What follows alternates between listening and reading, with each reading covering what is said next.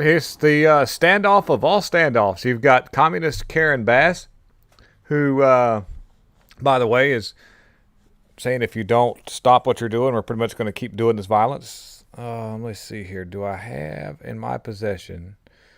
Let me look here. Hold on. Okay, yeah, there we go. This image is, I think it's AI. This is not a real picture. I think somebody put this together, but this is Karen Bass in a picture with Fidel Castro, and I don't. This is, like I said, not. I don't believe that's real. If it is, I would be. Well, I would be like, oh, okay. But in all actuality, though, her communist training does involve places like Cuba. This is legitimate. There are images of her from back in the day. This is real. This was where she was working in Cuba as an intelligence person. She's very well trained in what she does here. Let's see.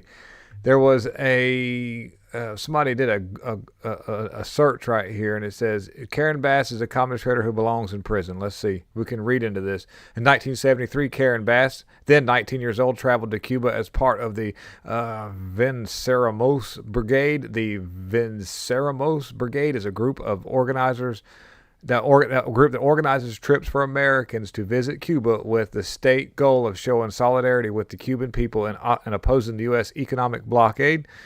And let's see, she says she was 19. The trip lasted for 2 months and involved work with the construction of projects, specifically building houses. She had the opportunity to witness a speech by Fidel Castro. The trip was hosted by Venceremos Brigade. Bass's participation in the brigade sparked a lifelong personal and professional interest in Cuba. There's a little bit more here. Let's see. And critics have alleged that brigade trained Americans in guerrilla warfare and terrorism, although Bass and others have denied these claims. Some sources suggest Bass was a leader and organizer within the Venceremos Brigade in Southern California, while Bass has reportedly downplayed any leadership role and acknowledged multiple trips to Cuba with the brigade to build houses. The Venceremos Brigade has been described as a joint venture between the Cuban government and left-wing U.S. groups. Now, okay, definitely some suspicious activity going on. There's many, a lot of imageries of her doing activist work. I mean, they're building houses. Okay, maybe, possibly, maybe. But according to this, she was so. In 1983, the Capitol was bombed. She was a ringleader. Let's see. You know what's interesting? The bombing was carried out by a left-wing group called M19. M19 was radicalized by the South Los Angeles Venceremos Brigade. The South Los Angeles Venceremos Brigade was founded by a communist Democrat Los Angeles Mayor Karen Bass. So you can start to read between the lines, and if you've got anything, is this a real picture? There's no way that's a real picture. With her and that, there's no, I can't. I don't think, because, okay, this is it right here. I think this is more like it. So anyways, it just, it definitely has the imagery though, but, okay. All right. So back to what's going on here with Karen Bass. Here's a little video of her speaking. We need to stop the raids. This should not be happening in our city. It is not warranted, and the only thing it does is contribute to chaos. This was chaos that was started at Washington, D.C. On Thursday, the city was peaceful. On Friday, it was not, because of the intervention of the federal government. So she's trying to circumvent federal law by saying they're a sanctuary city, and that these people are welcome here, and you can't do that. That's committing a crime. So she is a criminal as we speak, and she's openly harboring these fugitive criminals. And what you're seeing right now, the people that they're going after are the criminal illegals. They're not just they go after. They're all in front of Home Depot. It just so happens to be the case, and sleeper cells are waking up. But Trump says that he's got a plan here. He's got a plan. If there's an insurrection, I would certainly invoke it. We'll see. But I can tell you, last night was terrible.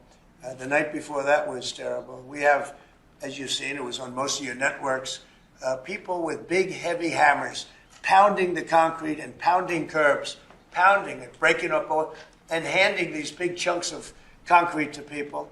And they were taking that concrete, going up on bridges and dropping it into the roof of a car. They were throwing it at our police. They were throwing it at our soldiers that are there.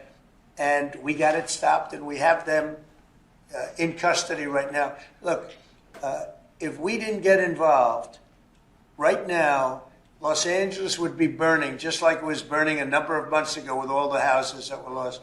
Los Angeles right now would be on fire, and we have it in great shape. We're not playing around. How will you determine? So he's all for it. He's going. I said, I'll invoke, and that would put her in criminal contempt. But she's ready for this. This is part of her activism in real time. These people are emboldened. The predictions that I have laid out for you guys is to look for Flag Day. I believe it's the 14th. That's Trump's birthday. It's Flag Day. This is when you're going to see the heights of possibly this kind of stuff popping off. Please let me be wrong. But this is all a beta run, by the way. And this is also to get Trump to come out and do something drastic. And they'll facilitate mainstream media. BET. I can't play BET because it's copyright, but there was this actress that got on there and then made very, very false statements on a national television amongst a group of people who have been targeted and for propaganda because they understand what they want to do to these families. And so she's spread a bunch of lies on BET, and she's a shill for the globalists because she's being paid to say these things. And they're using celebrities because of their likeness. And let me tell you something about celebrities and actors. You never know when they're not acting. That's all I'm going to say. Even when you see them on TV, okay, that's acting. You see them in a movie, yeah, that's acting. But if you see them on their social media, for some odd reason, you take these people as legitimate.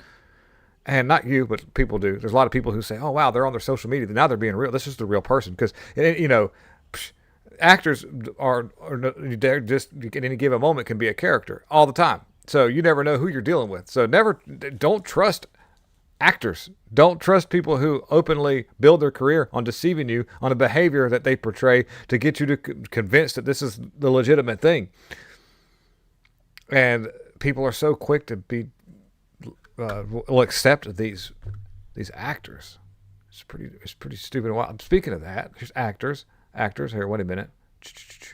Oh man. Oh well. Actors. Again, where am I at here? Okay. Jodie Sweetin, who played Stephanie Tanner on Full House and Fuller House, protesting at illegals in LA. This is allegedly her. I don't know. I can't tell because of all the goggles. Can you give a shout to cutscene? What? Me, shout to cutscene. Me. What's up? Hey man, what's up? I don't know if that's her or not. They say that's her. It would be wild if that was. I'd have to see more to prove that, but that wouldn't surprise me. There's a lot of people that are involved with that. So, yeah. Anyways, so just want to get that out.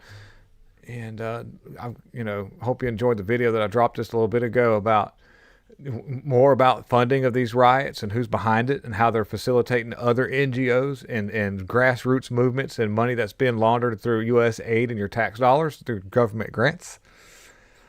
This is all a plan. And, you're just going to have to power through this, guys. Military and all this. Just do your thing, man. Just put these people away. Let's get them locked up. All right, I'm out.